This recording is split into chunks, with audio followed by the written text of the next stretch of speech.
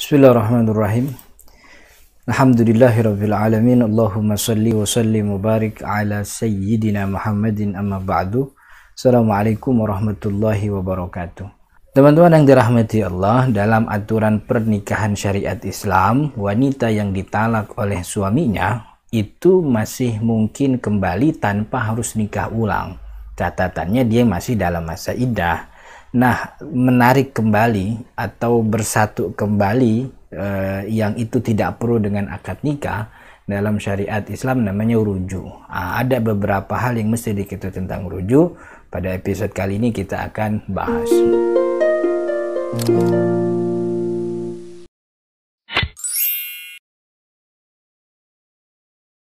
Teman-teman yang dirahmati Allah, perlu diketahui rujuk yang kita kenal sebagai rujuk itu sebenarnya dalam bahasa kitab atau dalam bahasa ulama yang mereka pakai dalam kitab-kitab fikih mereka lebih sering menyebutnya dengan istilah roja'ah. Karena kalau rujuk itu terlalu luas begitu ya, khusus untuk pernikahan namanya roja'ah.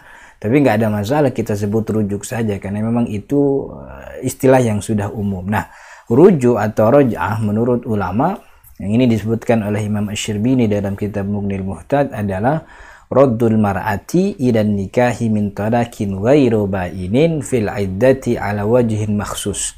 Menarik istri kembali ke dalam pernikahan setelah ditalak bukan talak bain dalam masa iddah dengan cara tertentu.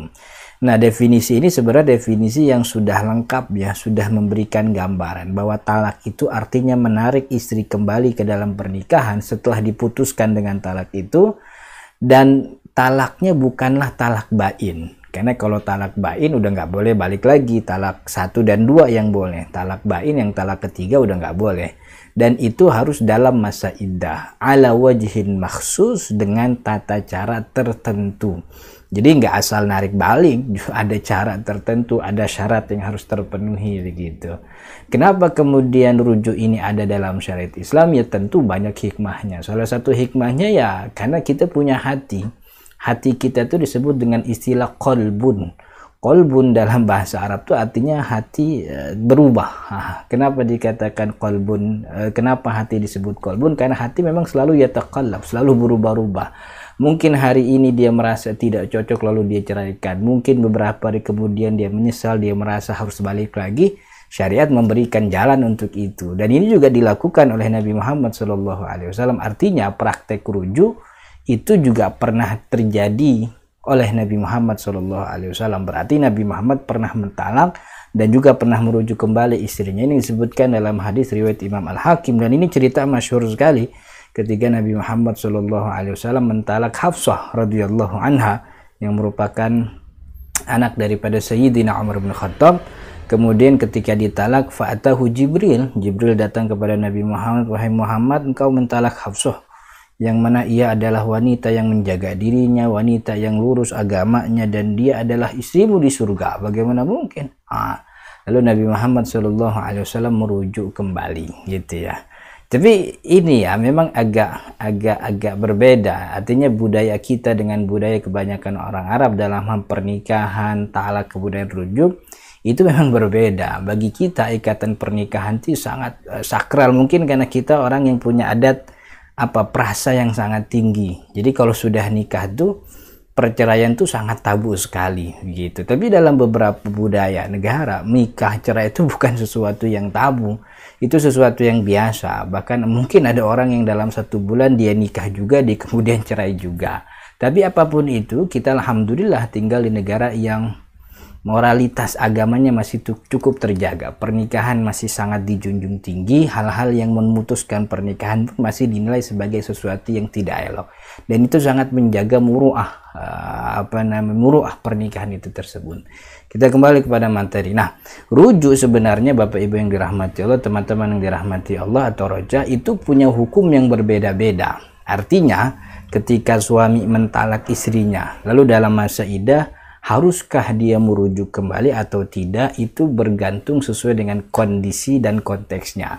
Setidaknya yang dijelaskan oleh ulama ada 3 jenis hukum rujuk. Pertama, rujuk bisa jadi hukumnya wajib. Artinya ketika dia talak, setelah talak dia harus dia wajib merujuk kembali istrinya, dan itu kewajiban. Kalau tidak dikerjakan dia berdosa. Kapan tak rujuk menjadi wajib? Rujuk itu menjadi wajib hukumnya jika talak yang dilakukan adalah talak bid'i, yaitu talak yang dilakukan ketika istri masih dalam masa haid atau dalam masa suci yang sudah digaul. Itu namanya talak bid'i. Talak bid'i talaknya sah, talaknya terjadi, tapi itu berdosa. Konsekuensinya, kafaratnya dia harus merujuk kembali istrinya gitu. Ini yang terjadi di zaman Nabi Muhammad SAW dan terjadi kepada salah seorang sahabat namanya Ibnu Umar. Ibnu Umar radhiyallahu anhuma pernah mentalak istrinya dalam masa haid. Lalu Umar bin Khattab, bapaknya, melaporkan itu kepada Nabi Muhammad. Lalu kata Nabi Muhammad kepada Sayyidina Umar, murhu, perintahkan itu Ibnu Umar, falyuraji'aha, untuk merujuk kembali. Nanti talaknya nunggu masa suci dulu, begitu. Jadi ini hukumnya wajib. Maka orang-orang yang melakukan talak bid'i, dan yang kita sudah bahas di episode tentang talak yang sebelumnya, itu harus merujuk kembali istrinya, dan itu hukumnya kewajiban. Kalau dia ingin tetap mentalak, ya tunggu sampai masa haid berhenti, kemudian suci, barulah dia talak. Itu rujuk yang pertama, hukumnya wajib. Nah, rujuk bisa jadi hukumnya sunnah dan dianjurkan. Wah, ini hukum yang memang defaultnya rujuk, ya ini hukumnya. Artinya hukum asli rujuk ya memang dianjurkan, disunnahkan, sangat disenangi oleh ulama. Suami istri yang talak kalau masih dalam masa iddah dianjurkan untuk rujuk, untuk kembali bersama. Dianjurkan alias sunnah untuk rujuk kembali jika si suami dan istri merasa menyesal dengan talak yang ia lakukan sebelumnya. Kesunahan ini menjadi sangat kuat, artinya menjadi sangat sunnah banget begitu, ketika ada anak yang terbengkalai nafkah dan hajatnya karena perceraian.